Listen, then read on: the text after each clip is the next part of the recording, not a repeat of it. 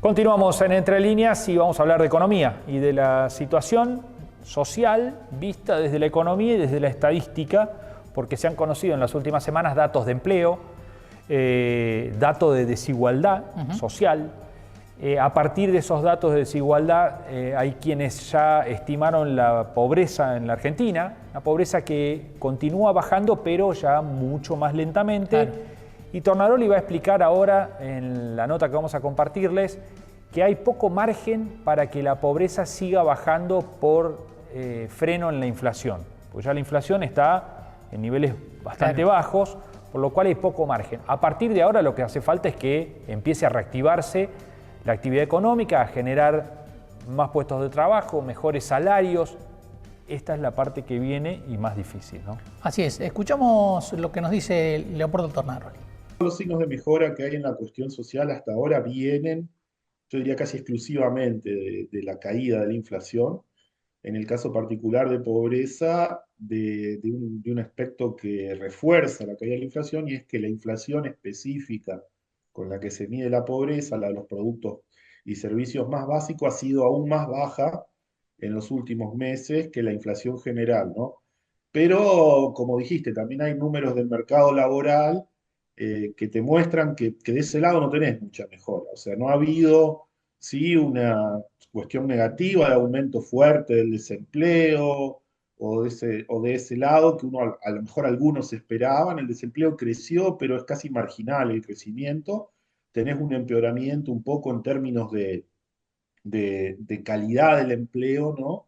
Tenés menos empleo registrado, más gente que tiene empleo por cuenta propia, y en general esos cuentapropistas son informales, pero no tenés una pérdida de empleo muy, muy fuerte que te haya llevado hacia atrás, pero por el otro lado tampoco tenés una mejora en el empleo que te esté explicando esas mejoras en la tasa de pobreza. Por eso te decía que la mejora en la pobreza ha sido casi exclusivamente explicada por la cuestión inflacionaria, y en ese sentido uno todavía no puede decir que es algo sostenible en el tiempo, que va a seguir bajando la pobreza, porque el margen de mejora que te queda por el lado de la inflación ya es pequeño. La inflación ha bajado mucho respecto a lo que era un año atrás, y ahora uno esperaría que las mejoras en la tasa de pobreza vengan por el lado del empleo, ¿no? Y eso todavía no ha arrancado. Pero, por otro lado, hay estadísticas que no sé si estadísticamente tienen que ver, pero se viene advirtiendo que el consumo ha vuelto a caer, ¿no? Si no hay más consumo, si además cae, ¿puede ser un indicador que se relacione con las tasas de pobreza y de calidad de vida de la gente? Bueno, hay distintos indicadores del tema del consumo, y como bien decís, parecen ser contradictorios uno de otro. La medida de consumo privado, la más completa que mide INDEC, dio una suba y de hecho mostró que está en niveles históricamente altos, pero dentro de ese consumo privado que mide INDEC tenés todo lo que es consumo, tanto dentro del territorio como las compras al exterior, ¿no? Y entonces las compras al exterior han crecido mucho. Por otro lado, tenés los indicadores de consumo masivo que miden ciertas empresas, Sentia, Nielsen, que a veces sacan sus informes, que miden más bien ciertos bienes y servicios, no todos, y dentro del territorio nacional, lo que venden las empresas nacionales. Eso ha venido cayendo fuerte durante el año pasado, con alguna recuperación en los últimos meses, porque uno lo que va viendo es que la caída interanual, que era de 2 dígitos, ahora ya es menor, ya es cercana a cero, pero caída al fin. Y lo que te muestra eso en realidad es que ha habido un cambio en el patrón de consumo. No solo esta cuestión que yo te digo de que, bueno, esta apertura, todavía no diría yo indiscriminada, pero un mayor grado de apertura que había en el pasado, hace que parte del consumo se haga en bienes finales del exterior.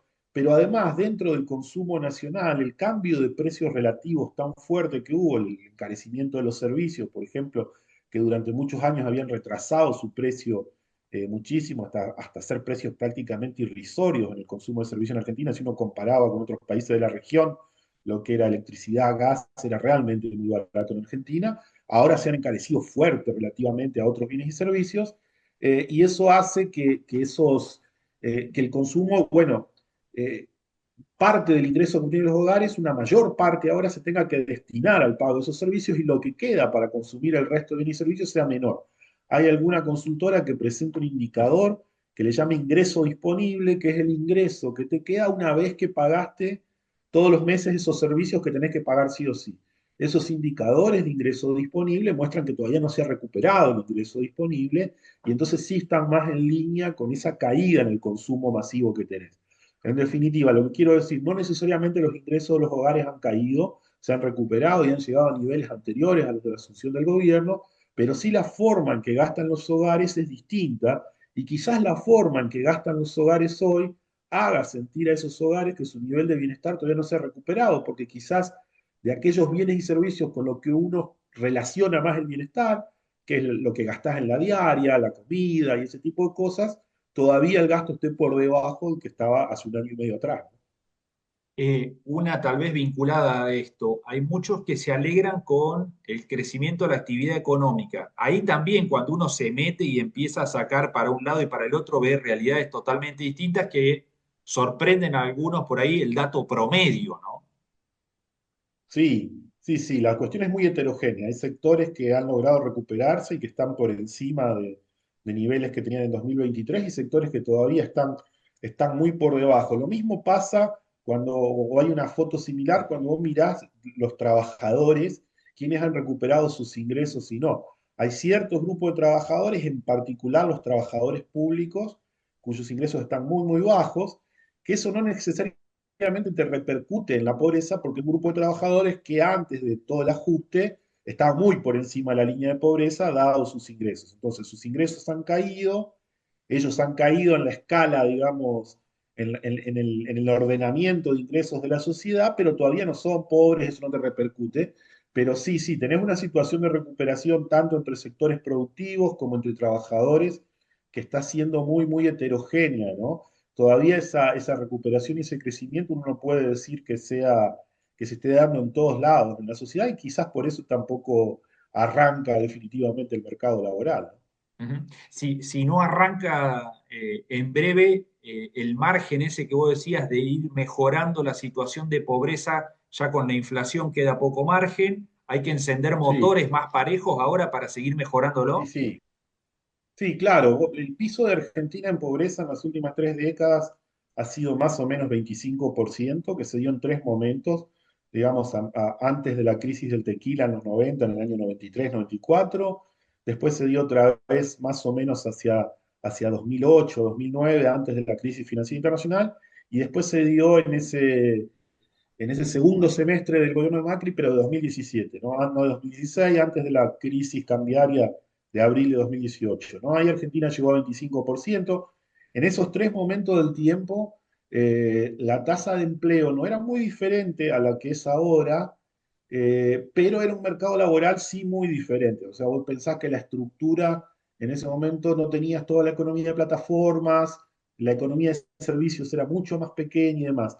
Ahora uno con todas estas nuevas realidades del mercado laboral esperaría una tasa de empleo mucho más alta, en particular entre los jóvenes, que en el pasado le costaba mucho conseguir empleo y ahora tienen todas estas opciones que no tenían. Y si el mercado laboral tradicional recuperara los niveles que tenía en esos momentos, seguramente podríamos seguir hacia adelante en el empleo. Todavía tenés un margen porque la tasa de pobreza que yo estoy calculando es 34% entre octubre de 2024 y marzo de 2025, o sea que son 9 puntos hasta el piso que Argentina encontró en varias oportunidades, que pueden mejorarse si mejora el empleo. Y en general, cuando mejora el empleo, mejoran los salarios también, ¿no? El poder adquisitivo. Los salarios han recuperado gran parte de lo que perdieron con el salto inflacionario de comienzos de 2024, pero del momento que llegaron a ese nivel, que fue más o menos en noviembre, diciembre del año pasado, la mejora ha sido más bien magra y de hecho se habla de que, todavía no están los datos definitivos, de que abril y mayo habrían marcado una caída en los salarios, al menos los registrados, con lo cual te dice que parecen haber llegado a un techo y que si el mercado laboral no mejora, no van a ir más arriba que eso. Bueno, ahí estaba el economista de la Universidad Nacional de La Plata, Leopoldo Tornaroli, un especialista en materia de estadísticas sociales, analizando los últimos datos que dio a conocer oficialmente el INDEC, ¿no?, en las últimas semanas. Así es. Vamos a una pausa. Enseguida analizamos el primer año de gestión de Guillermo de Rivas en la Municipalidad de Río Cuarto, un gobierno que tuvo muchas complicaciones que enfrentar. Lo analizamos en un momento.